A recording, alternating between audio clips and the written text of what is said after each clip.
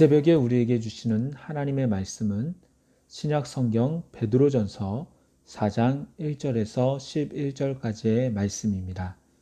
제가 가지고 있는 성경책으로 신약 성경 381쪽에 있습니다.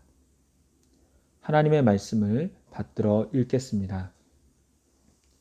그리스도께서 이미 육체의 고난을 받으셨으니 너희도 같은 마음으로 갑옷을 삼으라. 이는 육체의 고난을 받은 자는 죄를 그쳤음이니 그 후로는 다시 사람의 정욕을 따르지 않고 하나님의 뜻에 따라 육체의 남은 때를 살게 하려 함이라. 너희가 음란과 정욕과 술 취함과 방탕과 향락과 무법한 우상 숭배를 하여 이방인의 뜻을 따라 행한 것은 지나간 때로 조카도다. 이러므로 너희가 그들과 함께 그런 극한 방탕에 다름질하지 아니하는 것을 그들이 이상히 여겨 비방하나 그들이 산 자와 죽은 자를 심판하기로 예비하신 이에게 사실대로 고하리라. 이를 위하여 죽은 자들에게도 복음이 전파되었으니 이는 육체로는 사람으로 심판을 받으나 영으로는 하나님을 따라 살게 하려 함이라. 만물의 마지막이 가까이 왔으니 그러므로 너희는 정신을 차리고 근신하여 기도하라. 무엇보다도 뜨겁게 서로 사랑할지니 사랑은 허다한 죄를 덮느니라. 서로 대접하기를 원망 없이 하고 각각 은사를 받은 대로 하나님의 여러 가지 은혜를 받은 선한 청지기 같이 서로 봉사하라.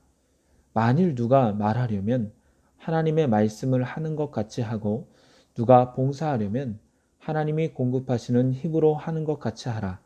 이는 범사에 예수 그리스도로 말미암아 하나님이 영광을 받으시게 하려 함이니 그에게 영광과 권능이 세세에 무궁하도록 있느니라. 아멘. 이 시간 고난 중에 그리스도인의 삶이란 제목으로 말씀을 나누도록 하겠습니다. 베드로전서는 박해당하는 성도들에게 보내는 격려의 편지입니다. 초대교인들은 주변의 이교 환경으로부터 예수 믿는다는 이유로 점점 더 심하게 적대와 멸시를 당하고 있었습니다. 이런 고난 속에서 어떤 이들은 배교했을 것이고 어떤 이들은 신앙을 포기하는 것을 고민하고 있었을 것입니다. 이런 상황 속에서 지도자 베드로는 과거와 현재 속에서 고난당하는 성도들을 위로하고 힘을 주며 소망을 주고 싶었습니다. 그래서 쓴 편지가 오늘의 말씀입니다. 저는 개인적으로 오늘 말씀을 살펴보면서 궁금했습니다. 분명 하루 이틀 혹은 수년대의 상황이 변하지 않고 순교도 각오해야 하는 상황을 베드로도 알았을 텐데 베드로는 도대체 성도들에게 어떤 말씀을 전했을까? 저들을 어떻게 위로했을까? 오늘날에도 많은 그리스도인들이 예수님을 믿는 것으로 수치를 당할 수 있고 어려움을 당하고 있습니다. 크고 작은 고난이 있습니다. 목사로서 그들에게 위로의 말씀, 소망의 말씀을 전해주어야 되는데 오늘 이 말씀을 보면 하나님께서 성도들에게 이렇게 말씀하시는구나를 깨달아 알 수 있었습니다. 이러한 궁금증을 가지고 말씀을 살펴보았고 말씀을 통해 저 또한 몰랐던 것을 알게 되었습니다. 오늘 말씀을 듣는 여러분 또한 고난 속에서 하나님께서 어떻게 말씀하시는지를 주의 깊게 살펴보면서 나에게 말씀하시는 깨달음을 얻기를 소망합니다. 먼저 고난을 당연하게 여기라고 말씀하십니다. 1절을 보면 그리스도께서 이미 육체의 고난을 받으셨으니 너희도 같은 마음으로 갑옷을 삼으라고 말합니다. 그리스도께서 육체의 고난을 받으셨으므로 그분을 따르는 성도들도 어찌 보면 고난이 당연할 수 있습니다. 고난 당하는 것은 힘듭니다. 하지만 그 고난을 기쁨으로 받을 수 있는 것은 그리스도의 고난이 승리와 영광을 가져오는 과정이었다는 것을 알기에 성도들도 고난이 끝이 아니라 이 과정이 지나면 분명한 승리가 있다는 것을 기대할 수 있습니다. 그러기에 베드로는 성도들에게 고난받을 준비를 하라고 하며 특히 군대에게 말하듯이 같은 마음으로 갑옷을 삼으라고 말씀합니다. 마치 영화에서 보면 저 성만 차지하면 우리는 영광을 맛보게 될 것이다 라고 장수가 연설할 때 모든 군사들이 와 하고 함성을 지르며 사기가 오르듯이 고난 후에 승리를 바라보며 기꺼이 십자가를 지셨던 그리스도의 마음으로 무장하라는 것입니다. 그 다음으로 고난의 유익에 대해서 언급하는데요. 고난으로 인해 죄를 그치게 된다는 것입니다. 1절 하반절에 이는 육체의 고난을 받은 자는 죄를 그쳤음이니, 여기에서 그치다라는 헬라어는 완전한 근절을 의미하는 것이 아니라 잠깐의 정지를 뜻하는 것으로, 비록 육체의 고난이 죄를 없애버리거나 완전한 성화를 의미하는 것은 아니지만, 성도가 고난을 받을 때 오직 예수 그리스도만을 바라보고 의지함으로 죄를 멀리할 수 있으며, 그로 인해 믿음이 자라나고 신앙이 자라나며 그 삶의 자리 가운데 간증이 넘쳐날 수 있다는 것입니다. 초대교회 당시 헬라 사회는 종교적으로 도덕적으로 극도로 부패하여 음란, 정욕, 술취함, 방탕, 향락, 무법한 우상 숭배가 가득하였습니다. 그것은 초대교회 안에 성도들도 마찬가지였습니다. 이들은 비록 예수 그리스도를 믿고 개종했지만 이미 타락한 헬라 문화에 젖어 있는 상태였기 때문에 이들 중에는 죄악된 옛 생활을 온전히 청산하지 못하고 다시 옛 친구들을 만날 때 넘어질 위험을 안고 있었습니다. 그러나 고난은 오직 예수님만 바라보게 하고 기도하며 믿음의 사람들과 협력하게 합니다. 그런 가운데 같이 죄악에 물들던 그 친구들과 그 공간들을 멀리하게 됨으로써 옛 생활을 청산하는 결정적인 계기가 되는 것입니다.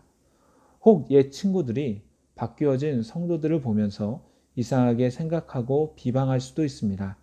하지만 시간이 지날수록 경건하게 사는 그리스도인을 눈여겨 볼 것이며 성화되어져 가는 이들을 바라보며 그들도 기독교의 매력을 느끼고 주께로 돌아올 수 있습니다. 실제로 초기 기독교인에 대한 오해로 말미암아 박해가 심하던 시절 기독교인들끼리 형제 자매라고 부른다고 하여 저들은 서로 음행하고 예수님의 살과 피를 마신다고 하여 시긴을 하며 오직 유일신을 모신다고 하여 무신론자라고 오해를 받아서 끊임없이 박해를 받았습니다. 하지만 박해가 심하면 심할수록 감옥에 갇히고 죽임을 당하는 순교자가 많을수록 더욱 많은 로마 제국의 이방인들이 비밀리에 예수님을 믿었고 결국에는 로마 제국이 기독교를 공인화하게 되었는데, 그 이유는 기독교인들이 고난 가운데서도 저들의 신앙을 지키며 삶으로 그들의 경건과 사랑을 보여주었기 때문입니다. 그러기에 고난은 죄를 멈추게 하며 고난 가운데 신앙을 지키는 모습을 세상 가운데 보여줄 때 복음 전파의 효과도 있는 것입니다. 다음으로 하나님은 고난 가운데 성도들이 마지막 때에 어떻게 살아가야 하는지에 대해서 말씀하십니다. 7절에서 마지막이 가까이 왔으니 그러므로 너희는 정신을 차리고 근심하여 기도하라 라고 합니다. 마지막이 가까이 왔다는 것은 몇 달 혹은 몇 년 후에 예수님이 오시니 준비하면서 두려움으로 살라는 말이 아닙니다. 이것은 예수님께서 공생의 기간에 하신 말씀과 같이 회개하라, 천국이 가까이 왔느니라 라는 말과 상통하는 것으로 박해와 시련이 오래될 것 같지만 이 땅에서 모든 시련이 끝나는 때가 가까이 왔고 머지않아 재림하실 주님을 기대하며 기다리며 항상 종말론적인 삶을 살라는 것입니다. 이러한 종말론적인 삶은 초대교회의 성도들에게는 보편적이었고 우리 또한 우리의 삶, 우리의 때에 주님이 오실 날을 기대하며 살아가야 합니다. 이런 마지막 때를 살아가는 성도들이 해야 할 일이 있습니다. 크게 세 가지입니다. 첫 번째로 기도해야 합니다. 고난 가운데 있을 때 사람이 할 수 있는 일은 극히 제한적입니다. 내가 모든 것을 해결할 수 있다면 그것은 크게 고난이라고 느끼지 않을 것입니다. 하지만 내 힘으로 할 수 없을 때, 내 능력으로 감당할 수 없을 때, 그것이 나에게 고통으로 다가올 때 성도는 주님을 찾을 수밖에 없습니다.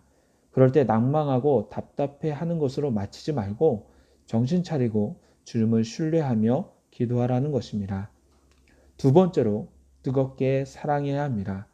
8절에 무엇보다도 뜨겁게 서로 사랑할지니 사랑은 허다한 죄를 덮느니라 라고 말씀합니다. 고난당하는 중에 사랑을 실천하기는 어렵습니다. 그러나 그렇게 힘든 때일수록 오히려 사랑의 가치는 더욱 높아집니다. 사랑은 서로의 약함과 부족함과 죄악까지도 덮어줄 수 있습니다. 그리스도인이 세상을 정복하는 무기는 사랑입니다. 복음을 대적하는 자들까지도 감동시키는 비결은 사랑입니다. 어떤 역경과 고난도 성도의 뜨거운 사랑보다 더 강하지는 못합니다. 성도가 서로 뜨겁게 사랑하는 모습을 세상 가운데 드러내고 기독교를 비웃는 자들까지도 포용하고 사랑하는 모습을 보여주면 주변 사람들은 반드시 우리 가운데 계신 하나님을 보게 될 것입니다. 세 번째로 서로 봉사해야 합니다. 10절에 각각 은사를 받은 대로 하나님의 여러 가지 은혜를 맡은 선한 청지기 같이 서로 봉사하라고 합니다. 청지기는 관리인으로 집의 모든 살림을 맡아 관리하는 사람을 말합니다. 하나님은 각 사람에게 다양한 은사를 주셨습니다. 그것은 나에게 주어졌지만 내가 주인이라기보다 하나님이 주신 것으로 주신 이의 마음에 들도록 사용하며 쓰여져야 하며 무엇보다도 하나님이 영광을 받으셔야 합니다. 그 실례로 말할 때 하나님의 말씀을 하는 것 같이 하고 봉사하려면 하나님이 공급하시는 힘으로 하는 것 같이 하라고 합니다. 즉 사람이 일하는 것처럼 하지 말고 하나님이 행하시고 계신 것처럼 하라는 것입니다. 이는 곧 예수 그리스도의 모습으로 섬기라는 의미입니다. 이전에 항상 식당에서 기쁨으로 봉사하시는 권사님에게 권사님 힘드시지 않으세요? 라고 물어본 적이 있습니다. 보통은 힘들지요. 하지만 뭐 어쩌겠어요. 이번 주에 당번인데 라고 하든지 아유 나도 내일 모레면 70인데 그만했으면 좋겠어요 라고 하는 분들이 대부분입니다. 그런데 그 권사님은 이렇게 말씀하십니다. 하나님이 아직까지 건강 주셔서 기쁨으로 감당하고 있다고. 언제까지 할지는 모르지만 하는 데까지 할 거라고 하시면서 제 질문에 하나님을 높이는 것을 볼 수 있었습니다. 이제 말씀을 맺도록 하겠습니다. 하나님께서는 베드로 사도를 통해 고난을 받을 수 있으며 고난이 있을 때 예수님을 생각하고 바라보라고 말씀하십니다. 또한 고난은 힘들지만 그 가운데 죄를 멀리하며 더욱 주님을 바라보게 만들기에 신앙적으로는 유익이 될 수 있다고 합니다. 예수님을 믿다 보면 항상 기분 좋은 일만 있는 것은 아닙니다. 때로는 주님 때문에 겪는 고난이 있을 수 있습니다. 그럴 때라도 주님이 나와 함께 하심을 기억하며 더욱 기도하고 사랑하며 봉사함으로 그리스도인으로서의 삶 속에서 주님께 영광을 올려드리는 저와 여러분이 되기를 소망합니다. 기도하겠습니다. 주님, 이 새벽에 주의 말씀으로 하루를 시작하게 하시니 감사를 드립니다. 삶 속에서 주님을 나타내고 주님을 증거하다 보면 의도치 않게 비방과 비웃음, 고난을 당할 때가 있습니다. 하지만 그것을 당연히 여기며 오히려 그리스도의 사랑으로 저들을 품고 기도하며 따뜻한 사랑으로 저들의 죄를 덮으며 봉사하는 저희들의 삶이 되도록 인도하여 주시옵소서. 한치 앞을 모르는 이 땅의 것만을 바라보는 것이 아니라 주님이 오실 날을 기대하며 주님이 무엇을 원하시는지 알며 그 뜻을 이루어가는 저희들의 삶이 되도록 인도하여 주시옵소서. 이 모든 말씀 예수 그리스도의 이름으로 기도드리옵나이다. 아멘.